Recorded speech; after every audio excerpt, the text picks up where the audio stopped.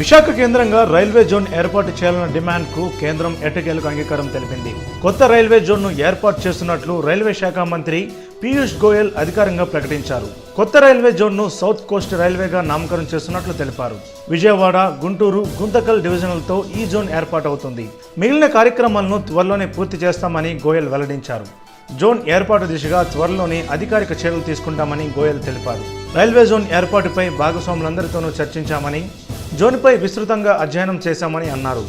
ప్రస్తుత వాల్తేరు డివిజన్ను 2 భాగాలుగా విభజించి ఒక భాగాన్ని విజయవాడ డివిజన్లో కలిపి జోన్లో ఉంచుతామని, మరో భాగాన్ని రాయగడ డివిజన్గా మారుస్తామని తెలిపారు. రాయగడ డివిజన్ ఈస్ట్ కోస్ట్ జోన్లో భాగంగా ఉంటుందని గోయల్ వివరించారు.